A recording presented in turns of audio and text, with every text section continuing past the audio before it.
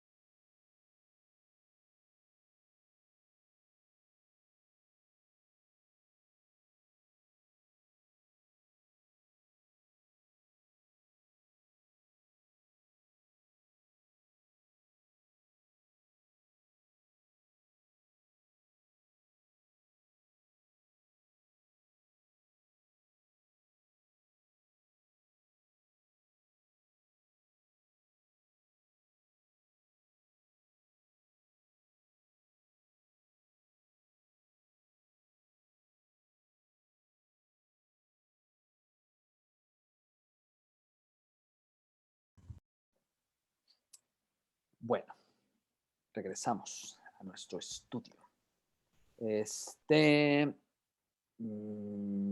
Ok, ya me hicieron aquí una pregunta. Ok, bueno, déjenme ver aquí, ya se ve toda la pantalla, muy bien. Sí se ve, ¿verdad, hermanos? Se continúa bien, ok. Hay cualquier duda, si no se ve, me dicen. Ya vimos algunos peligros y exageraciones. En tercer lugar, otro peligro y exageración que la iglesia, escuchen bien, ¿a qué nos referimos de iglesia?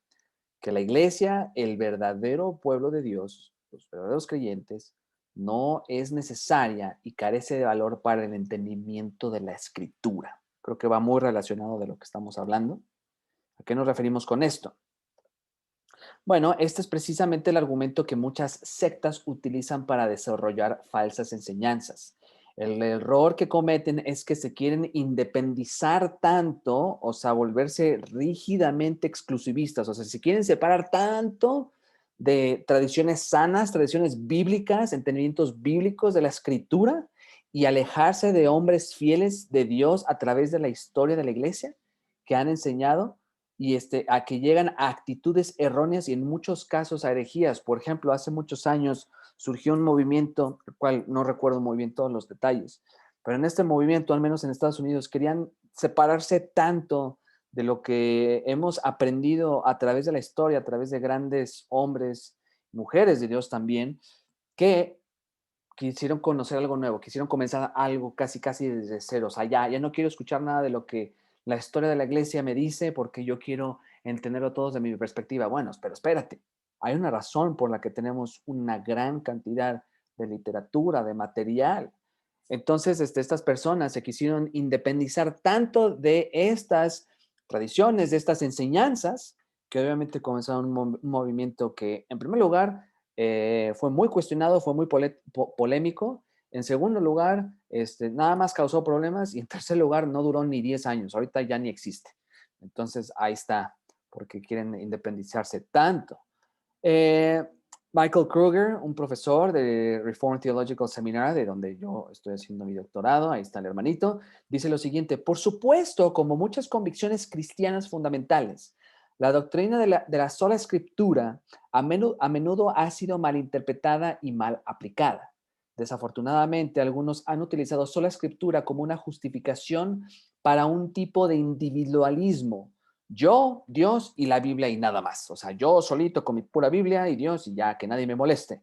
Donde la iglesia no tiene autoridad real, y aquí nos referimos a la iglesia, a los verdaderos creyentes, a los verdaderos hijos de Dios, donde la iglesia no tiene autoridad real y la historia de la iglesia no se considera al interpretar y aplicar la escritura. Por lo tanto, muchas iglesias hoy en día son casi ahistóricas, cortadas enteramente de las ricas tradiciones, credos y confesiones de la iglesia. Ellos malinterpretan la sola escritura para significar que la Biblia es la única autoridad en lugar de entenderla para significar que la Biblia es la única autoridad infalible. ¿Sí me explico?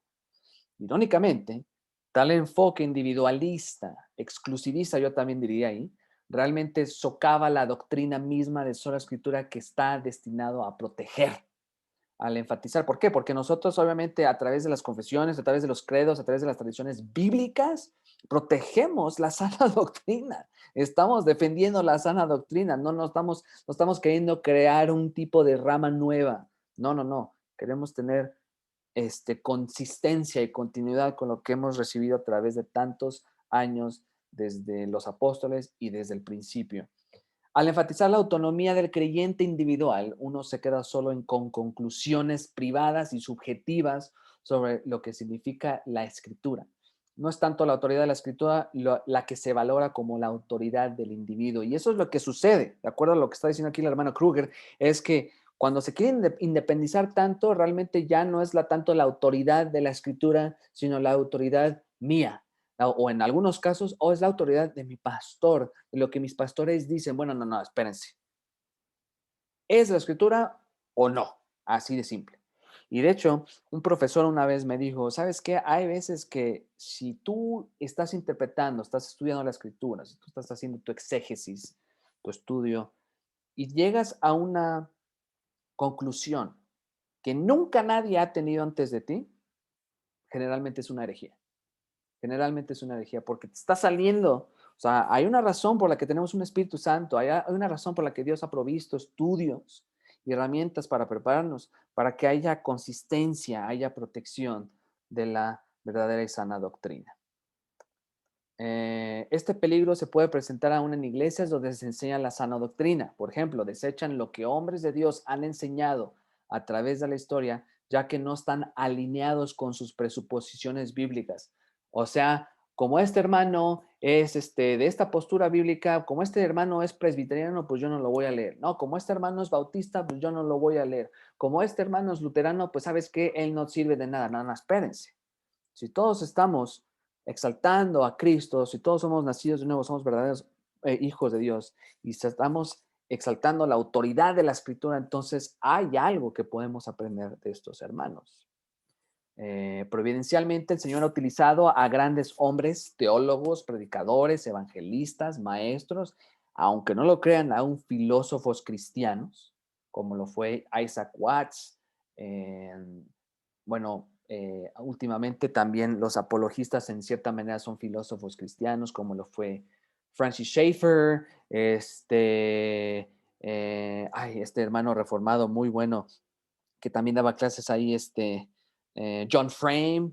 Entonces, R.C. Sproul también era filósofo cristiano, y el Señor nos ha utilizado para enseñar la Escritura, enseñar teología y diversas doctrinas bíblicas fundamentales. Y hasta el día de hoy continuamos utilizando materiales de los padres de la iglesia. Hasta el día de hoy, hermanos. Continuamos utilizando material, por ejemplo, de Policarpo de Esmirna, que fue de los primeros padres de la iglesia, de Justino Mártir, de Clemente de Alejandría. ¿Sí era Clemente de Alejandría? Creo que era Clemente de Alejandría o Clemente de Roma. Creo que era Clemente de Roma al que el apóstol Pablo hace mención. Creo que fue en Filipenses. Si estoy mal, ustedes me pueden corregir, no se preocupen. Entonces, hay consistencia, mis hermanos. Y utilizamos materiales de estos hermanos, de los reformadores, de los puritanos y de grandes maestros contemporáneos de la Escritura, porque seguimos esa línea bíblica, cristocéntrica, teológica. Y estos han sido una bendición para la iglesia hasta el día de hoy. Y a través de estos hombres se han escrito confesiones, se han escrito credos, cánones y catecismos completamente bíblicos que sistematizan las enseñanzas fundamentales de la Escritura. Y tales escritos no reemplazan la Biblia, sino que ordenan las doctrinas más fundamentales de manera simple y sencillas, para que la gente, los cristianos, tengan acceso a estas. O sea, sistematizan. El problema de esto último que acabo de mencionar, estos escritos han causado el surgimiento de al menos dos extremos. En primer lugar, los indiferentes. ¿Quiénes son los indiferentes? Bueno, algunos han llegado a rechazar estos documentos como las confesiones, los credos, etcétera, precisamente porque no son inspirados. Sin embargo, estas personas olvidan que tales confesiones, credos, cánones, etcétera, tienen y ponen como base ¿qué? Sus propios comentarios. No, tiene como base la misma autoridad y la suficiencia de la Escritura y jamás fueron producidos para reemplazarla, sino para sistematizarla adecuadamente. De hecho, algunas personas se burlan de nosotros los reformados porque nosotros sostenemos ya sea la Confesión de Westminster o la Confesión Bautista de Londres de 1689, porque, es que aquí tienes tu confesión, no es inspirada. Bueno, como diríamos, ¿no? Pero ¿qué es lo que pasa? Es así como agarramos un libro, los de las confesiones agarraron todos los principios teológicos, bíblicos, y los sistematizaron para hacerlos accesibles a personas que a lo mejor no tienen la misma facilidad a ciertos documentos, ¿no? Pero sabes que a mí se me hace chistoso porque muchas de esas personas que critican a las confesiones o este tipo de escritos tienen también a sus autores a quienes ellos exaltan, y eso también obviamente es peligroso. En segundo lugar, ¿sí? Perdón, una pregunta. Okay. Sí, hermano. Tal vez hace 2 diapositivas usted nos dijo de que si llegamos a una conclusión de la Biblia que probablemente alguien no ha llegado antes, es posiblemente una herejía. ¿Qué pasa con las iglesias donde, por ejemplo, se usan diferentes métodos de interpretación, de hermenéutica, es decir, un día yo extraigo el texto de una manera literal, luego de una manera más alegórica. ¿Y qué sucede con aquellos hermanos que no han tenido una educación formal teológica, pero de igual manera predican la Biblia? Es posible, por ejemplo, a la hora de intercambiar métodos, que haya herejía, y también a la hora de predicar sin un estudio formal, que exista herejía. Sí, muy buena pregunta, hermana. Bueno, realmente eso, vamos por partes. En primer lugar, lo que menciona de cómo sé si el texto se entiende literal o alegóricamente o simbólicamente o de una manera metafórica, ¿no? Nuevamente, tenemos que entender que la manera en cómo debemos interpretar el texto bíblico no la decido yo. Yo no decido, yo no tengo la autoridad para decir, es que todo esto todo esto tiene que ser literal, no, que todo esto tiene que ser simbólico. No, el que nos da esa señal de cómo interpretar el texto bíblico es el autor bíblico, o sea, es Dios mismo a través del autor humano. ¿Y cómo lo hace? Bueno, si el autor humano decidió escribir, supongamos en este caso, narrativa, pues las narrativas por lógica se entienden de manera literal. De hecho, algunas personas han utilizado, queriendo ahora sí que alegorizar Génesis 1, o sea, todo el capítulo 1, para decir que Dios utilizó al Big Bang y que los 6 días de la creación no fueron literales, sino que son simbólicos. No, no, no. La narrativa, en lo que es la tradición judía, las narrativas siempre se interpretaban de forma literal. Pero el problema es cuando ese principio se aplica también a otros textos. Por ejemplo, y yo sé que a lo mejor algunos de ustedes no van a estar de acuerdo, hay textos proféticos que algunos hermanos los interpretan literalmente cuando en realidad el autor escogió profecía porque se tiene que entender de manera simbólica. Hay más simbolismo que literalismo. El problema es cuando queremos nosotros imponer nuestra preferencia sobre un texto. No, es que todo tiene que ser literal. No, no, no. Tú no tienes esa decisión. La decisión la marca el autor. Si es literal, es literal. Si es simbólico, es simbólico. ¿Y quién lo decide? El autor, porque él te está dando el lenguaje y el estilo literario para que tú lo sigas así. Es por eso que los fariseos estaban tan mal. ¿Por qué? Porque los fariseos entendieron toda la ley y todos los profetas y todo de manera rígidamente literal y se olvidaron de las implicaciones simbólicas y espirituales. Ahora, por otro lado, también tenemos a los hermanos que se van al otro extremo, que interpretan todo de manera alegórica, todo de manera simbólica, como lo fue también en algunos casos, algunos de los padres de la iglesia, ya un poquito más recientes, como Agustino de Hipona, que era muy bueno exegeta, pero a veces exageraba con sus alegorías, con sus simbolismos, textos que eran literales, a veces él los exageraba de manera simbólica. Ahí se dejaba más llevar por esas presuposiciones. Nuevamente tenemos que tener un balance, pero ese balance, ¿quién lo dictamina? La misma escritura, los mismos autores. Esa es una. La otra, los profesores o pastores que no tienen educación. Bueno, obviamente yo personalmente pienso que todo hermano que esté en el pastorado debería de tener alguna educación teológica sí o sí, sí o sí. Y cuando dicen que no la necesitan es por arrogancia o por flojera, así de simple, porque no quieren hacerlo, así de sencillo. Entonces, pero si un hermano genuinamente nunca ha podido tener una educación, yo siento que tampoco hay excusa, porque un hermano que no tiene una educación formal también tiene la responsabilidad de estudiar y de ser disciplinado en su casa, en su estudio, en su oficina. Entonces, cuando una persona llega a cosas que son completas, a lo que yo me refería, hermana, es que cuando nosotros llegamos a una conclusión que casi nadie ha mencionado en la historia, que es algo así completamente diferente a lo que hemos visto, hay una razón por la que es nueva y porque seguramente eso no es lo que quiso decir el autor bíblico. Nuevamente, todas nuestras interpretaciones bíblicas tienen como base lo que la escritura nos dice, lo que el autor dice, lo que el Espíritu Santo reveló a través del autor humano. Porque cuando nos desviamos de eso, es cuando nosotros ya no estamos tratando la escritura como lo que es, la autoridad divina. Y eso puede caer tanto del lado de los que simbolizan o interpretan la Biblia de manera tan simbólica como de los que interpretan la Biblia de manera tan literal. Porque nuevamente hay textos que no puedes tener de manera ni de una ni de otra, sino es un balance y ese balance nuevamente lo da la escritura misma, lo da el autor. ¿Sí me explico, hermana?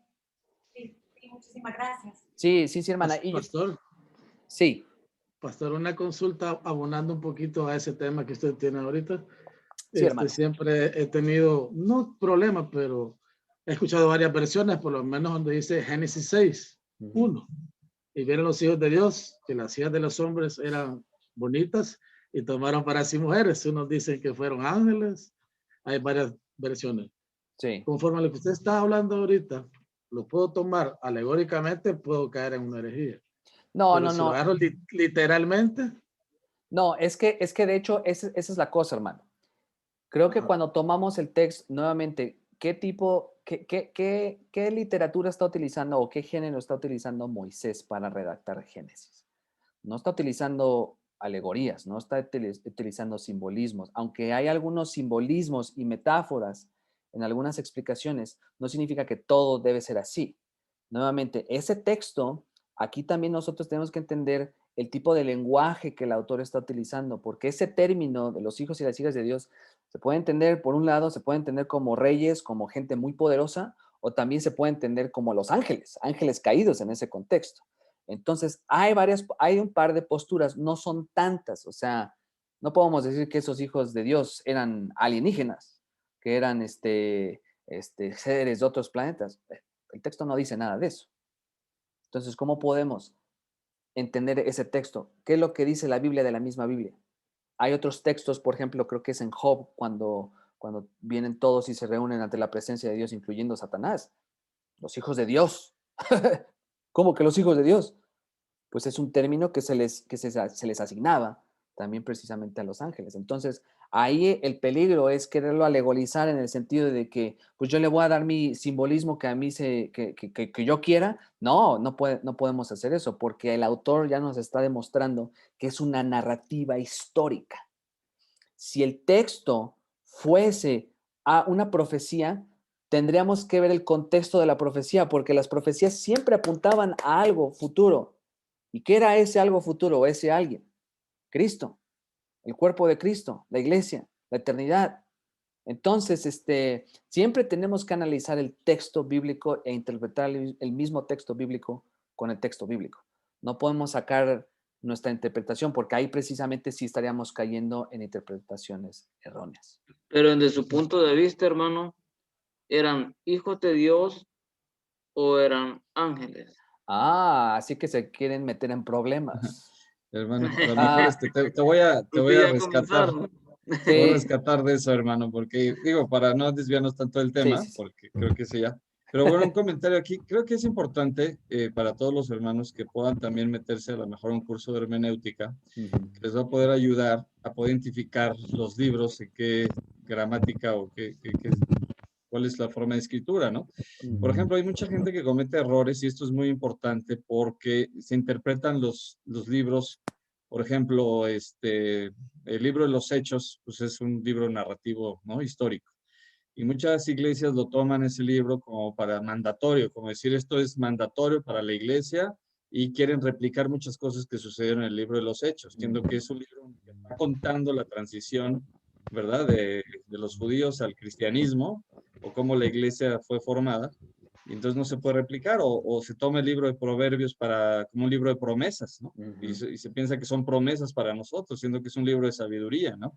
O se quiere tomar Apocalipsis de una forma, quitarle la profecía o los simbolismos que tiene cuando no lo puedes hacer, ¿no? Entonces, cada libro se tiene que interpretar de acuerdo a cómo fue escrito, ¿no? En su contexto, en su gramática, en su forma en que ha sido interpretada también a lo largo de los años.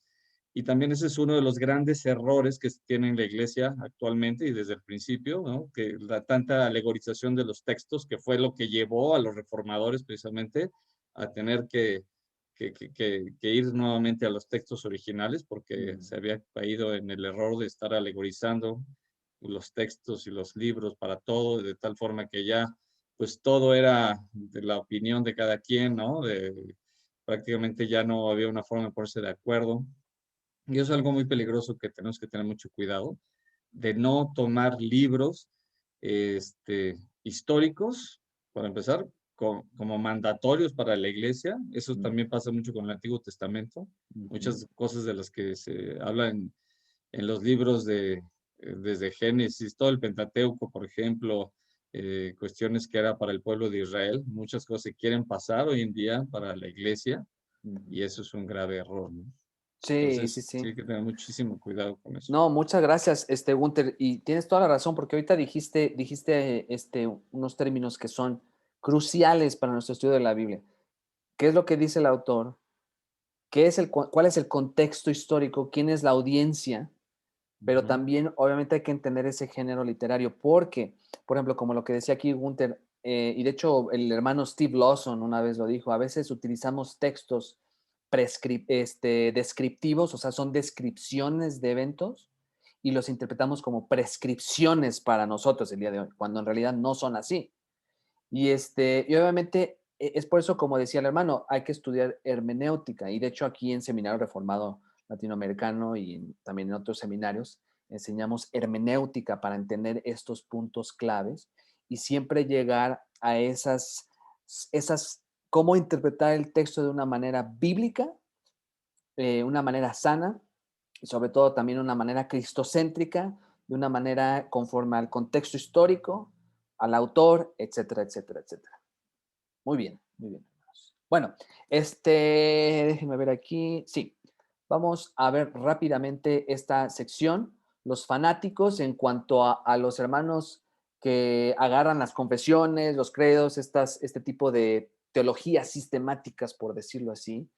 Los fanáticos, ¿qué es lo que hacen? Algunos han llegado al extremo de exaltar y enfocarse, solo en estos documentos, así como en los escritos de hombres, para dar sus enseñanzas. O sea, nada más, hoy nada más vamos a leer la confesión de tal, y nada más vamos a ver lo que son las palabritas, y ni siquiera se molestan en leer lo que dice la misma escritura, porque si ustedes han visto las confesiones, viene la doctrina o la teología, y abajo vienen los versículos bíblicos, y a veces nada más ignoran los versículos bíblicos. Yo lo he visto en algunas personas. Y de esta manera, ¿sí? Como los escritos de Elena de White, por ejemplo. Sí, o por ejemplo también ¿quién es otro? Hay otras personas, o sea, y eso sucede mucho, incluso en iglesias de sana doctrina, como les digo, a veces nada más estamos citando lo que dice tal teólogo, tal escritor. De hecho, el doctor, el presidente Noé Acosta del Seminario Reformado dijo eso, nada más estamos citando esto de otros teólogos y no estamos diciendo lo que dice la escritura misma, la escritura, la palabra de Dios. Lo estamos dejando a un lado. Y a veces lo hacemos, como decía el Chavo del Ocho, ustedes que lo conocen, lo hacemos sin querer, queriendo, a veces ni siquiera nos damos cuenta, ¿no? Entonces, de esta manera se olvidan, o a veces también nos olvidamos o ignoramos de dar una exposición y una exégesis apropiada de lo que la escritura dice al respecto. Acuérdense, de hecho, todos los reformadores, Martín Lutero, Calvino, todos iban a lo que el texto dice. ¿Qué es lo que dice la palabra de Dios? ¿Qué es lo que dice aquí el autor? ¿Qué es lo que está diciendo el Señor a través del apóstol, del profeta, etcétera? Conclusión, ya para concluir el día de hoy, debemos tener un balance, aunque Dios utiliza a grandes hombres piadosos y temerosos de Él, así como maravillosos escritos y documentos teológicos, la única fuente de autoridad absoluta es la Escritura, algo que todos los hombres de Dios defendemos con nuestras vidas. Vamos a defenderlo a capa y a espada. Déjenme ver aquí rápidamente, si me permiten un segundito, porque todavía nos queda un tiempo, pero aquí mi pantalla por alguna razón no me está funcionando. Permítame un segundito, hermanos, no sé por qué no está funcionando aquí. ¿Todavía pueden ver mi PowerPoint o ya no? Ya no se ve, hermano. Ya no se ve. A ver, permítame. Sí, vamos a darle un par de minutitos más. No, ¿de dónde viene ese ruido? Bueno, permítanme un segundito. aclaraciones importantes. Ya nada más vamos a ver esto. Y en un momentito terminamos. Nos quedan 15 minutos. Deuteronomio 31, 9, 13 nos demuestra un principio elemental de sola escritura. Y esto es desde el Antiguo Testamento, obviamente. Y escribió Moisés esta ley y la dio a los sacerdotes hijos de Leví, que llevaban el arca del pacto de Jehová, y a todos los ancianos de Israel. Y les mandó Moisés diciendo: al fin de cada 7 años, en el año de la remisión, en la fiesta de los tabernáculos, cuando viniere todo Israel a presentarse delante de Jehová tu Dios en el lugar que él escogiere, leerás esta ley delante de todo Israel a oídos de ellos. Obviamente, acuérdense, en el contexto histórico, aquí estamos hablando de la nación de Israel, pero el principio lo podemos aplicar evidentemente hasta el día de hoy. Harás congregar a tu pueblo, varones y mujeres, niños, y a tus extranjeros que estuvieron en tus ciudades, para que oigan y aprendan y teman a Jehová vuestro Dios, y cuiden de cumplir todas las palabras de esta ley. Y los hijos de ellos que no supieron, oigan y aprendan a temer a Jehová vuestro Dios todos los días que vivieres sobre la tierra donde vais, pasando el Jordán para tomar posesión de ella. Creo que hay que entonces que no supieron. Sí, perdón, no me andaba saltando ahí un pedacito. Principios exegéticos, aquí lo que estábamos hablando, ¿qué es lo que dice el texto bíblico? En primer lugar, Moisés escribió la ley. Dios soberanamente dirigió a Moisés a escribir su revelación especial para la nación de Israel. ¿Con qué propósito? Obviamente en ese contexto. ¿Con qué propósito? Para ser leída. La palabra leerás puede percibirse algo pasiva. Cuando decimos lee esto es así como que nada más algo tranquilo, pero no. Sin embargo, esta palabra literalmente significa llamar, como cuando un rey llama a sus súbditos. Y en este contexto, el uso de esta palabra significa proclamar, leer en voz alta, como un heraldo que lo grita a todo el pueblo. Y esto es precisamente para que todo Israel pudiese escuchar lo que la palabra de Dios dice. ¿Para qué? Para que oigan. Esta palabra, perdón, aquí que me pasé del margen, esta palabra se puede entender también como escuchar, prestar atención, es decir, creer esa información que estás escuchando y responder con base de lo que acabas de escuchar. O sea, no nada más que lo recibes y ya, ahí se queda guardado, porque muchas veces eso nos pasa, ¿cierto? Escuchamos la palabra de Dios y es así como que no pasó nada. No, esta palabra escuchar es tú recibes esa información, prestas atención y respondes con base a esa información que recibiste. Y obviamente, si es la palabra de Dios, respondemos en obediencia, en santidad. Entonces, también esta palabra escuchar se puede entender como entender, o sea, escuchar y comprender esa información o situación, y también en algunos contextos se puede entender como obedecer, o sea, todo va ligado, escuchas, obedeces, entiendes, escuchas, entiendes y practicas, te sometes a una autoridad y así hacer lo que se pide o se requiere, y en este caso, ¿quién es?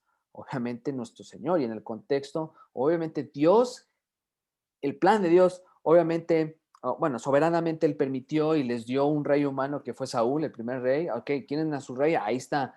Pero Dios estaba como rey, como teofanía. Él estaba sobre ellos y Él quería que la nación se sometiera a su autoridad perfecta. ¿Para qué también? Para que aprendan. Esta palabra es algo similar a la anterior en cuanto a su aplicación. Significa educar, formar, entrenar, es decir, obtener información o señales en algunos casos y responder adecuadamente a ella con acción regular, con acción continua, habitual, lo que implica la aceptación o la sumisión a tal información. Miren, esto es muy importante porque de hecho de manera aplicativa lo podemos ver incluso en los jovencitos, ¿no? Tú les lees algo, les dices algo y como que nada más les entra por un oído y les sale por el otro y no hacen nada. Bueno, a veces así era, así a veces somos nosotros, así era en muchos momentos la nación de Israel. Escuchaban la ley, se les iba por el otro oído. Y es por eso que siempre o constantemente estaban viviendo en desobediencia, estaban viviendo en desconfianza, no tenían fe. Y nada más un remanente quedaba fiel. También para que teman a Jehová, a Yahvé. Este temor no es el miedo caricaturizado a los monstruos o los fantasmas, obviamente. Más bien, este temor es reverencia, veneración, es decir, un profundo respeto por el Señor y su palabra. Y de hecho aquí la palabra Yahweh o Yahvé, es la palabra del pacto que Dios estableció cuando se reveló con Moisés. Yo soy, ese es en esencia ese es el término para establecer su pacto con la nación, y obviamente el día de hoy estamos bajo un mejor pacto, nuevo pacto de Jesucristo. ¿Para qué? También para que cuiden de cumplir. Permítame aquí un segundito. Me salió aquí de que estoy guardando. Sí, aquí está bien. Es que estoy guardando el otro video para después ponerlo en YouTube. Entonces, ¿por qué me está saliendo todo esto? No lo sé. Para que cuiden de cumplir. ¿A qué nos referimos con cuiden de cumplir? La palabra cuiden podría entenderse como observen, con referencia a la necesidad de obedecer un mandato con diligencia y detalle. Que seas cuidadoso, que seas minucioso en tu forma de ser, que no seas así como que, a ver cómo sale. No, que estás siendo responsable. También puede entenderse como reverencia, transmitiendo la idea de venerar, aferrarse, es decir, tener una confianza de adoración y confianza en un objeto de deidad. En este caso, obviamente, sabemos que es nuestro Señor. Y como una extensión de cuidadosamente la protección o el cuidado de un objeto, y en este caso, obviamente, se refiere a Dios y a su palabra, para que cuides la palabra de Dios. O sea, no es que estamos haciendo, no es que estamos agarrando la Biblia y la estamos poniendo en un altar y la dejamos ahí cerrada y como si fuera un amuleto mágico. No, que tú la estudias, la entiendes y con base a lo que estudiaste, tú te pones a trabajar y adoras al Señor y obviamente vives en obediencia. Y como lo vemos en el Nuevo Testamento, eso es porque el Señor está obrando en nosotros a través de su Espíritu. La palabra cumplir es un tanto genérica, pero en este pasaje se refiere a la acción de hacer y actuar, con referencia a comportarse y conducirse adecuadamente ante la luz o a la luz de la ley y de la palabra de Dios. Sí, se dan ustedes cuenta, hermanos, de manera de aplicación, de manera aplicativa, Dios, miren, de nada nos sirve leer la Biblia si no vamos a vivir en obediencia, hermanos. Miren, yo conozco muchas personas, y de hecho yo fui uno de ellos, que leía la Biblia, la leía, pero no pasaba nada. Y muchas veces eso sucede precisamente porque son corazones no regenerados. Porque realmente la palabra de Dios siempre debe llevarnos a actuar, siempre debe llevarnos a obedecer. Y obviamente eso es lo que el Espíritu Santo hace en nosotros. Y es por eso que de manera exegética, cuando vemos estas palabritas y su significado, el leer, el entender, el escuchar, el aprender, siempre nos lleva a postrarnos a nuestro Rey soberano, a nuestro Señor, a venerarlo, a temerle, a actuar de una manera como hemos sido llamados. Otro texto también, Deuteronomio 32, 46, 47, dice así, déjenme aquí. Y les dijo, aplicad vuestro corazón a todas las palabras que yo os testifico hoy, para que las mandéis a vuestros hijos a fin de que las cuiden de cumplir todas las palabras de esta ley, porque no os es cosa vana, es vuestra vida. Y por medio de esta ley haréis prolongar vuestros días sobre la tierra, a donde vais, posando el Jordán, para tomar posesión de ella. Obviamente esa promesa ya se cumplió, pero en el contexto aquí vemos algo bellísimo, vemos un principio. Ve, aplicad. Disculpen. Esto no solo era un mandato, sino no nada más era ese mandato, ese imperativo, sino que tal mandato implicaba que el corazón de la gente debía ser puesto o incluso plantado, así como se planta una plantita, un árbol, a las palabras de Moisés que transmitían la misma palabra de Dios. O sea, no nada más es no es algo pasivo, algo así como indiferente, no, que te arraigues a eso. ¿Para qué? Bueno, para que las mandéis a vuestros hijos. Este mandamiento, orden, dicho, instrucción, dirección, decreto, es decir, declarar con fuerza, con autoridad lo que otros deben hacer. No es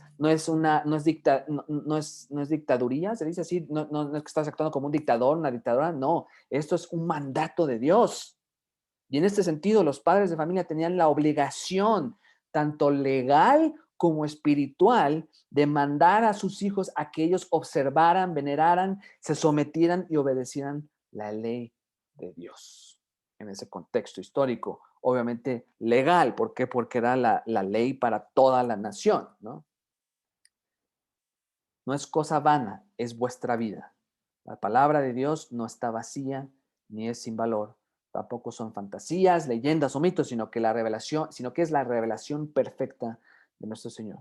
Moisés, les hizo ver que la ley de Dios, o sea, su palabra, debía tomarse como lo que era, con firmeza, con seriedad, y lo que es la fuente de vida eterna. Y esto, obviamente, es una referencia a Cristo.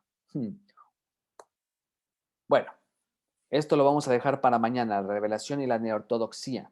Esto es ya nada más el final de esta primera clase, pero lo vamos a ver mañana por cuestiones de tiempo. Déjenme ver aquí rápidamente.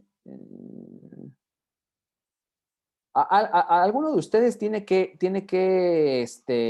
salir o se tiene que ir rápido o algo así?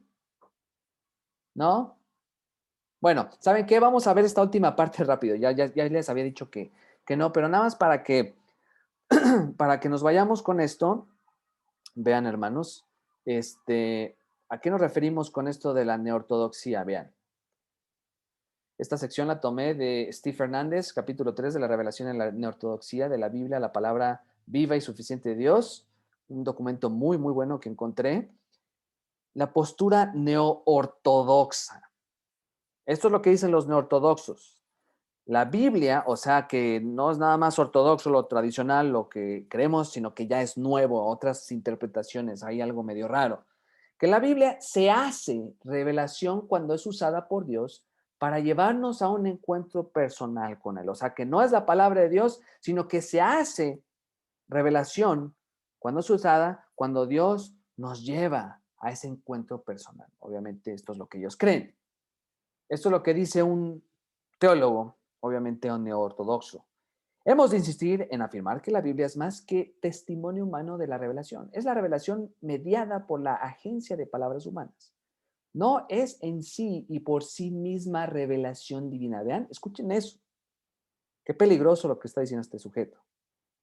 No es en sí por sí misma revelación divina, pero cuando es iluminada por el Espíritu, se vuelve revelación para el creyente. Entonces, si tú no eres creyente, esa no es palabra de Dios, es palabra de Dios, sí o no, y es sí. La creas o no, así de simple. Pero este sujeto no lo cree así.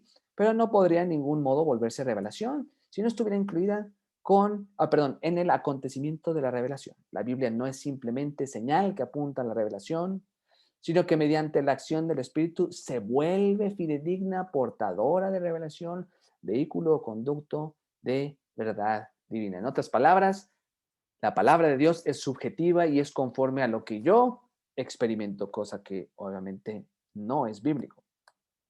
En segundo lugar, los neortodoxos enseñan que el propósito de la revelación en las Escrituras no es presentar la verdad acerca de Dios, sino presentarle a Él. Se escucha piadoso, pero si ustedes se ponen a pensar, no es la verdad acerca de Dios, sino que lo importante aquí es conocerle a Él, sin importar si el texto tiene errores o no, o si es inspirado o no. Lo importante es conocerlo a Él. Hay un alto nivel de subjetividad en ese punto. Relativismo. Y relativismo, exactamente. En tercer lugar, la revelación no está concebida para presentar información fáctica, o sea, de factos, de hechos, sino para mostrar los actos poderosos de Dios en la historia. O sea, no importa si lo que sucedió de los esclavos de Egipto, de la nación de Israel, de que ellos fueron esclavos de los egipcios, no importa, a lo mejor pueden ser mentiras. Lo importante es el acto poderoso de Dios en la historia. De forma muy especial, la acción de Dios por medio de la encarnación. O sea, ¿sabes qué? No te preocupes si la Biblia tiene hechos históricos que son verdaderos o tal vez no. No importa. Lo importa es Dios, un encuentro con Él. Eso no es lo que enseña la Escritura, eso no es lo que nosotros enseñamos. Los profetas, nuevamente aquí otro escritor dice, los profetas y los apóstoles, ni como tales, ni en su cargo, ni en su labor de testimonio, ni en el acto de poner por escrito su testimonio, dejaron de ser verdaderos hombres inscritos en la historia, y por ello mismo pecadores en sus actos y capaces en su palabra hablada y escrita de incurrir en error, cometiendo, de hecho, errores, al igual que erramos todos los hombres, en pleno uso de su libertad y dentro de los límites que de ellos se derivan, comunicaron la forma eficaz de la palabra de Dios. O sea, sí, pero no. El problema es este, hermanos. El hecho de que Dios utilizó a hombres falibles, a hombres pecadores, no significa que su revelación iba a ser falible. Ese es el problema. Sí, Dios escogió a hombres comunes y corrientes, pero ¿saben qué? Lo que Dios les llevó a escribir y lo que Él inspiró es perfecto, es infalible. Pero aquí se ve que pues cometieron errores. Sí, cometieron errores David, por ejemplo, ese error garrafal, pero no en los escritos, no en lo que Dios le dirigió a escribir, no en lo que Dios inspiró.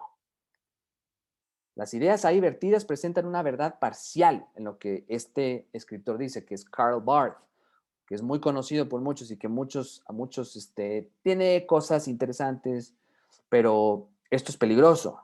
Y dice esto, esa es la razón de que supongan un peligro.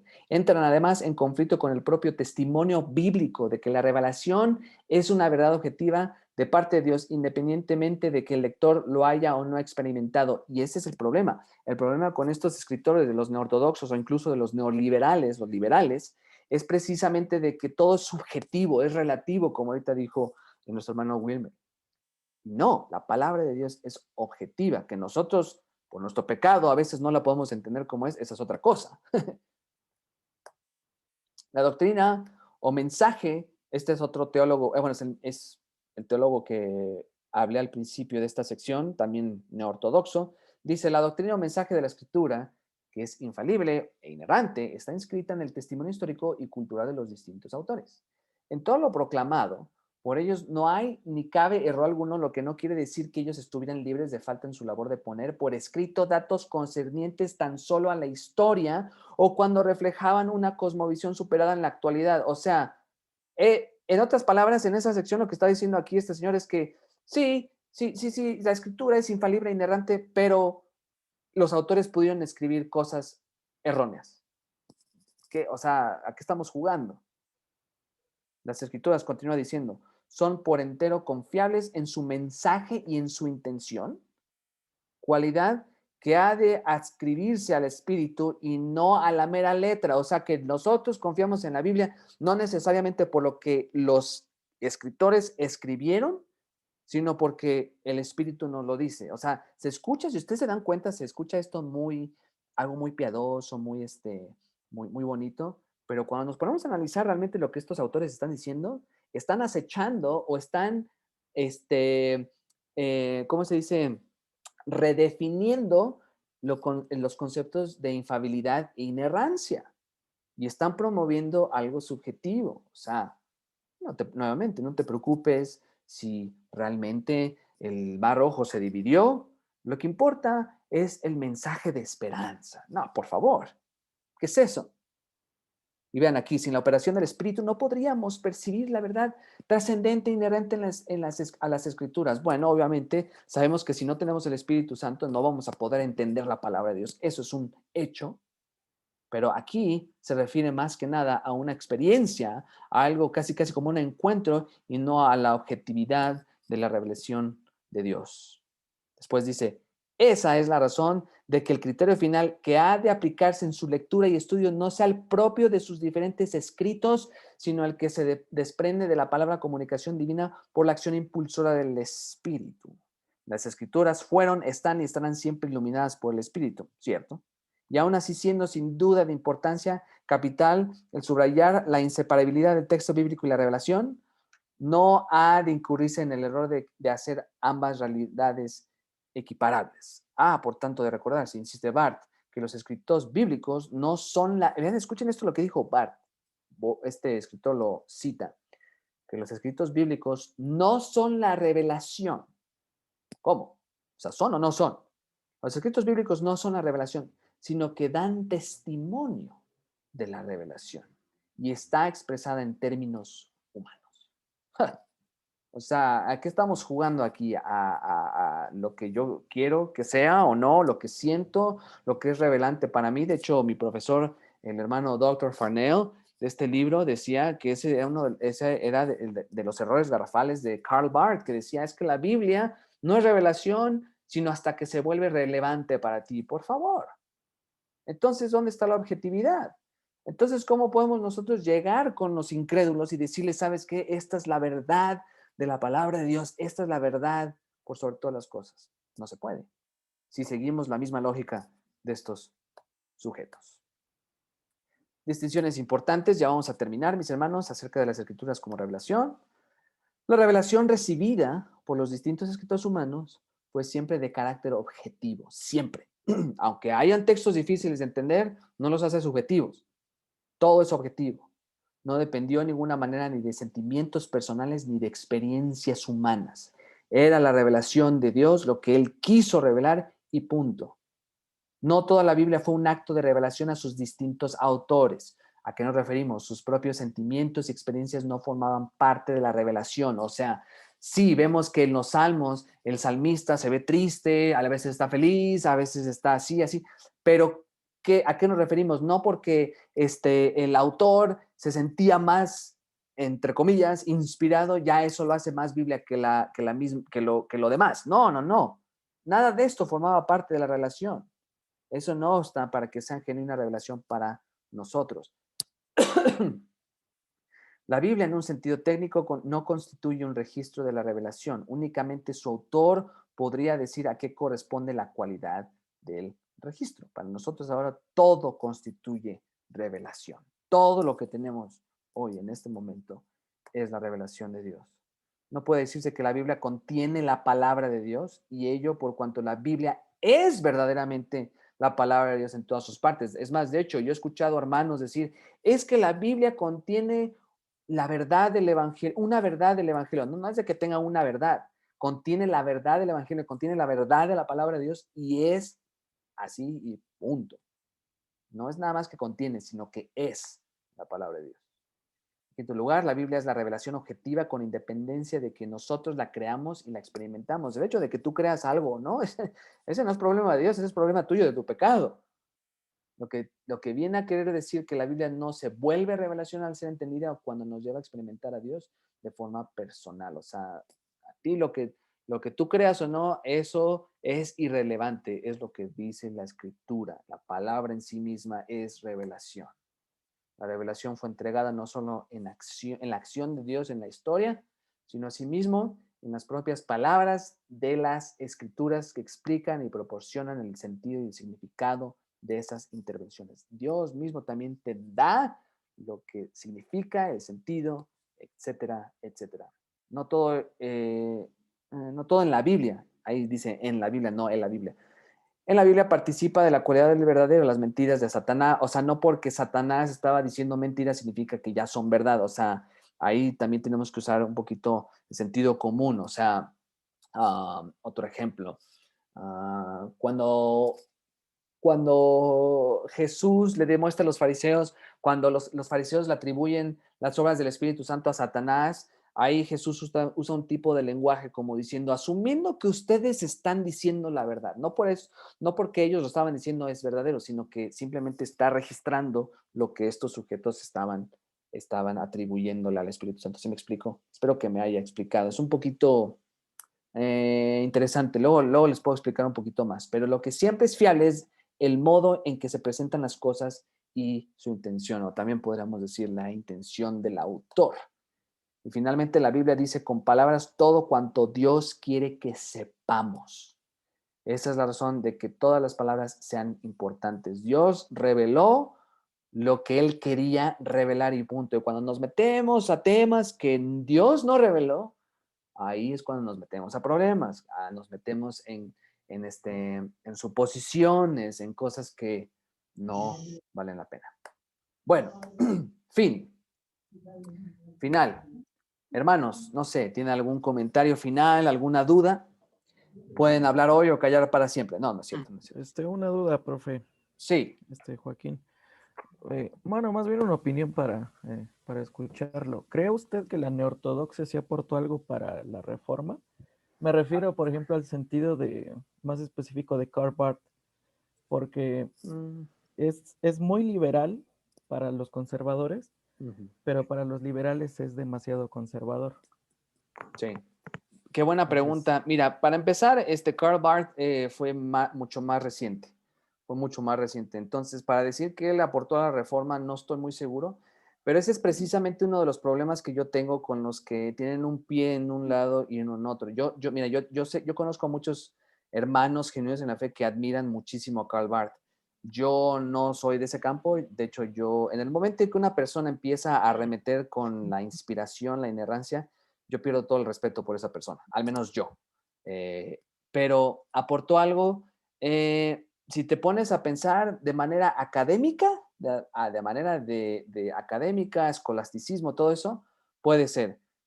Teológica, más o menos. La verdad, no, Karl Barth no se me hace tan sano como. De hecho, yo sé que él influenció mucho a Dietrich Bonhoeffer, que también tenía cosas raras y muchas personas les encanta. Yo tendría cuidado. Puede tener cosas aceptables, puede tener cosas que ofrecer, pero yo lo que les digo a la gente, alguien como Karl Barth siempre lo tienes que leer con mucho discernimiento, con mucho cuidado. Y el problema que yo tengo con Karl Barth es precisamente ese que dijiste ahorita, que es muy liberal para los reformados, los conservadores, pero no es tan liberal para eso. Precisamente es un error, porque ahí se ve que él está jugando en los dos. No se ve, o eres liberal o no, deja de estar jugando, ¿no? De hecho, mi profesor, nuevamente David Farnell, les recomiendo este libro en serio. Ese es precisamente uno de los problemas que tiene con muchos eruditos del día de hoy. Dice, y yo cito, y esto lo dice él de manera un poquito irónica, él decía, yo respeto más a los teólogos liberales que son así, yo soy liberal y punto, que los que dicen que no lo son, pero en práctica lo son, porque quieren como que estar en el mejor de los dos mundos. Quieren relacionarse con los conservadores, pero también me quiero relacionar con los liberales. Eso se llama hipocresía. Por ejemplo, como N.T. Wright. N.T. Wright, a mí yo nunca lo recomendaría. N.T. Wright para mí se me hace muy peligroso. Es un gran erudito, es un gran estudioso, es un gran maestro, por decirlo así, en forma académica, pero para yo recomendarlo, así de hermanos, les recomiendo que estudien este libro para su edificación, jamás lo haría. Porque su postura en cuanto a la justificación, y yo sé que algunos de ustedes, hermanos y hermanas, tal vez no están muy familiarizados, pero N.T. Wright escribió un libro ya hace tiempo, casi como que dando una perspectiva de lo que es la justificación, de lo que Pablo habla en cuanto a la justificación, y es complejo, es muy complejo, eso es lo difícil de él. Es lo difícil. Pactual. ¿Mandé? El no mismo pactual. Exacto, es tan inteligente N.T. Wright que es como que cuesta trabajo entender exactamente lo que dice, pero ya cuando uno ve, sí es peligroso porque sí arremete con la doctrina de la justificación y la manera en cómo el creyente está identificado con Cristo, etcétera, etcétera.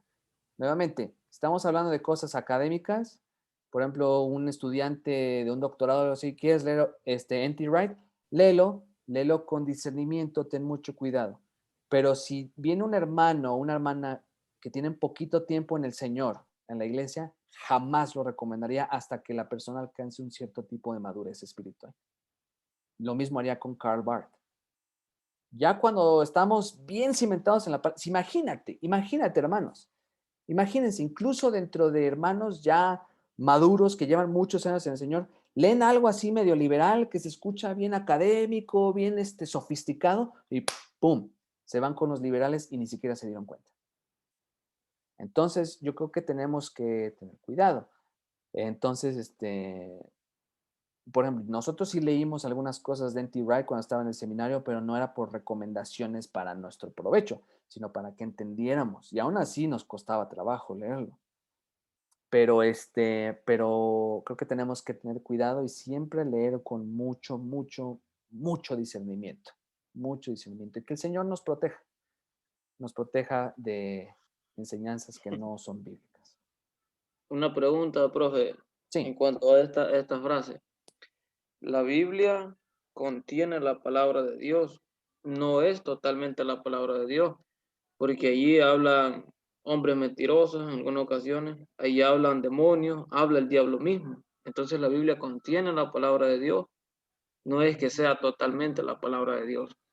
¿Qué opinión tiene usted de esto? Te entiendo, es que tenemos que entender nuevamente qué es lo que tenemos enfrente de nosotros. Tenemos la palabra de Dios, es la palabra revelada de Dios, inspirada. Sí, la revelación total, ok. Exactamente. Pero al mismo tiempo, es la misma palabra de Dios, pero, ¿cómo te podría decir? Son hechos históricos, son hechos reales, son hechos que Dios inspiró al momento de dirigir, por ejemplo, a Mateo a escribir su evangelio, a Lucas, a Juan, incluso también. No significa que los eventos que estaban sucediendo en ese momento, por ejemplo, que por ejemplo los fariseos, el ejemplo que les di, no significa que los fariseos estaban diciendo algo verdadero en el sentido de que Jesús genuinamente estaba siendo poseído. Es obvio que no. Sabemos eso que no. Pero ya a la hora de todo esto, escribirlo y plasmarlo en papel y darlo al pueblo, eso es lo que es inspirado. Y de hecho esto lo vamos a hablar un poquito más porque ese es el punto principal.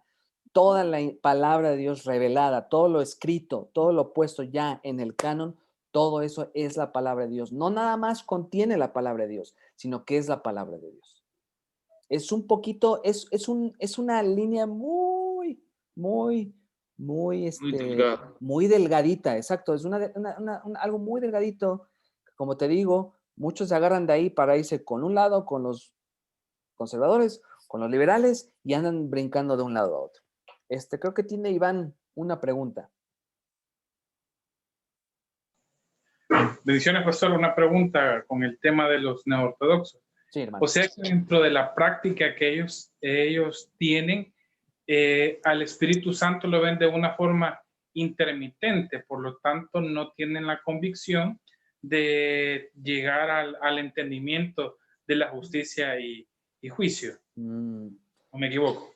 En cierta manera sí, porque ven al Espíritu Santo como, o sea, sí, es que nuevamente los ortodoxos siempre te van a dar, y no estoy diciendo que todos los ortodoxos todos están en el mismo cajón, no estoy diciendo eso, sino que el problema es que ven como que el Espíritu Santo tiene que causar algo en mí para que lo que estoy leyendo realmente se convierta en la palabra de Dios. ¿Sí me explico?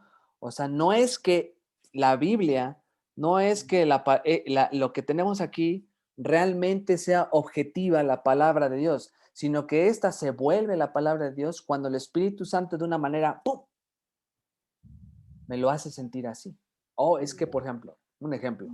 Vamos a leer Romanos, que dice, más Dios muestra su amor Romanos 5:8, más Dios muestra su amor para con nosotros, en que aún siendo pecadores, Cristo murió por nosotros. ¡Wow!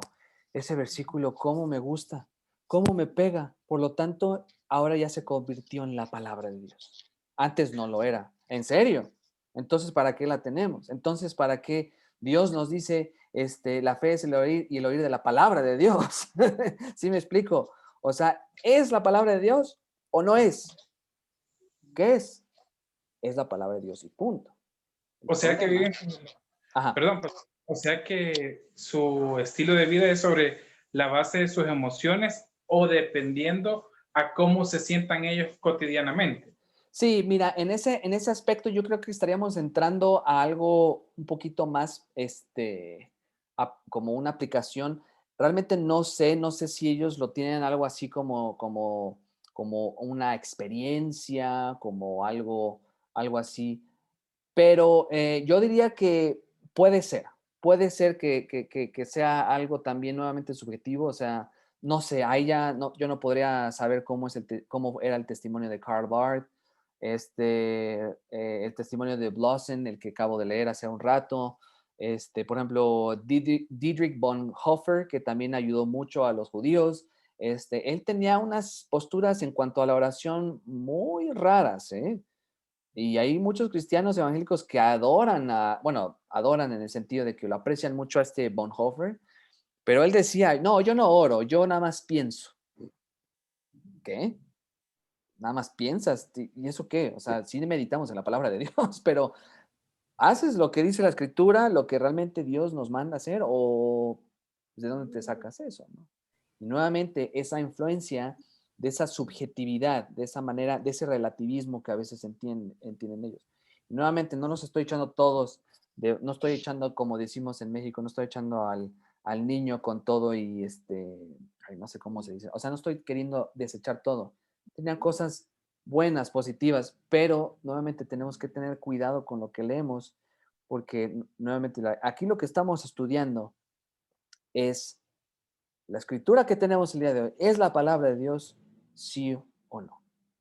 Y nuevamente, a lo largo de esta semana vamos a estar viendo otros principios que van a enriquecer y nos van a ayudar a fortalecer esta doctrina tan fundamental.